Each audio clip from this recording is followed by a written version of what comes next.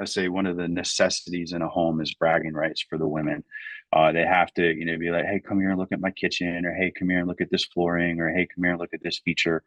Um, so, that was just one of the things. And I don't always do kitchens. I'm famous for, I had one time a flip down in Hopewell. The cleaners go, why didn't you paint the cabinets? I said, because I didn't need to. And, the house still sold for top of the market in less than 10 days on the market. And, um, you just don't need to tear everything out. Sometimes it's okay to leave things the way they are and just put some countertops on it, be done with it. So, anything that a buyer can touch, I like to fix or replace. So that just either like, new doorknobs, new hinges, new light switches, new receptacles, new cabinet pulls, the appliances. Nobody wants a greasy, microwave and a greasy range. I think that's a big shows that you're a little too cheap when you do stuff like that. But yeah, anything a buyer can touch, that's the kind of stuff that I focus on, and I really don't focus on much other than that.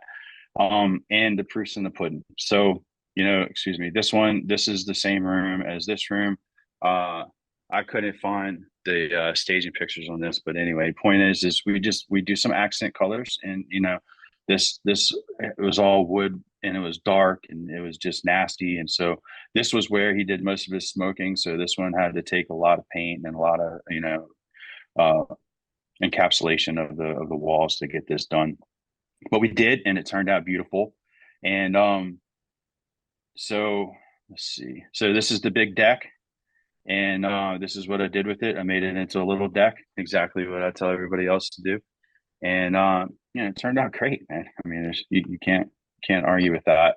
So and then um so we borrowed 159,000 on this house. We sold it for 315. Our due to seller on the HUD was 122.7.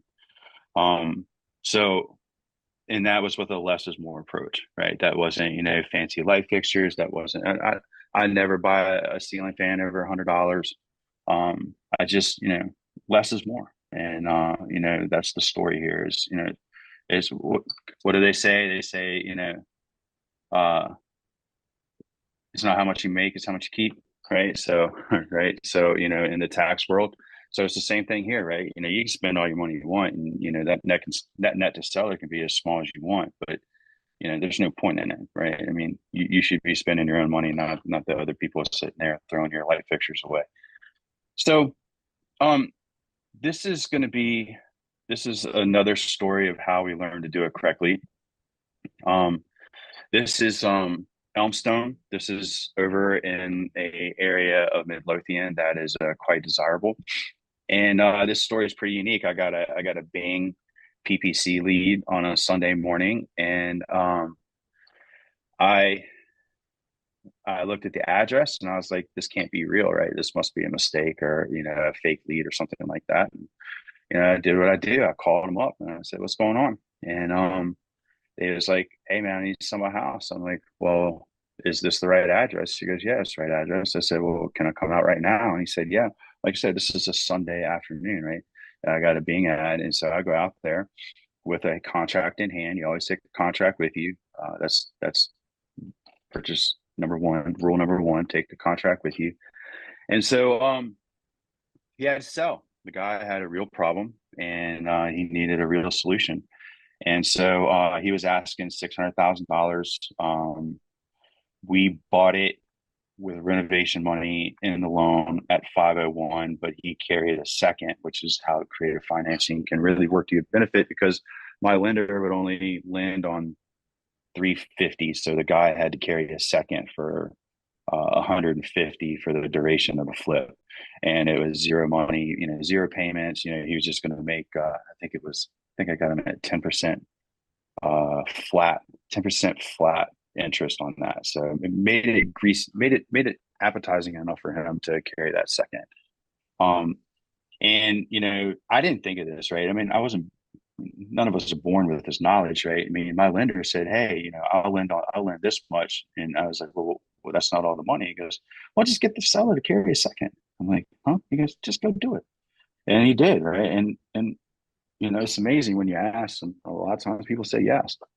So it made a no deal into a super deal. Um, and so let me see here. All right, so this is the master bedroom. This guy, I mean, he wasn't very clean human, and this is what it looked like after my wife staged it, and after we renovated it and everything, and it turned out quite beautiful. Um, and then this is the dining room, which you can't see. Is they got all this beautiful chair molding and this beautiful detail underneath of it. And so we used the accent color. This is the same accent color that we use in all of our houses, the one I just showed you before. And this one, it's the same accent color, and it just pops, man. It works great. It works great with your grayish. It matches. We use shoot, I forget. We use a grayish color, and it matches with it. We had another interesting thing we did on this is it's kind of I was a little nervous about this. So, I had Sherwin-Williams color person come in and do the colors for the house with me and everything. And that's a free service. So if anybody's, a little stumped, right, just reach out to these people and it's all free. I mean, it's all free. It's their job. They get paid whether they come see you or not. And so this is the living room. And so, it was very vanilla. It was a newer home. So we just had to add some color and some pop. And so this is what it ended up being. We just, took that same accent color and just, made something that was completely vanilla and just blended into the back. We turned it into something that was a focal point. And of course, Dila knocked it out of the park with staging. And we did a good job with the flip. I mean, we did the right things, right? So um, what did I do that was right, right? We got rid of the smells, all the flooring was right, all the painting was right. Um, we did pretty awesome landscaping. So being a higher end property, I did have to think a little bit outside the box of my cost effective, measures. So I did some of that pretty landscape lighting that shines up on the house and, makes the house look pretty at nighttime.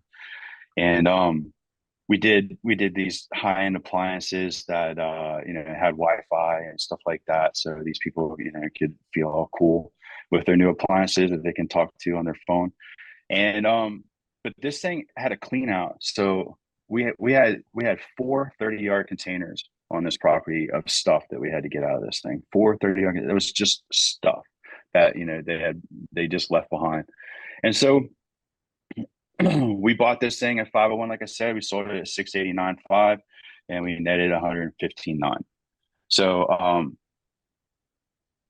that was a good deal. And at the time, that was the largest one. But if we back up to Chamberlain was more money and less risk. And that's kind of like, that kind of shaped my focus moving forward. It's kind of like, you can have as much risk exposure as you want, but the whole point here is to make as much money for the smallest amount of risk as possible. So I just kind of, reshape myself. It's cool. This is bragging rights, and it is an awesome house. You can drive by it and you can say, I flipped that house. But at the end of the day, it's really just about how much money you keep. And so I came up with just basically my top 3 lessons.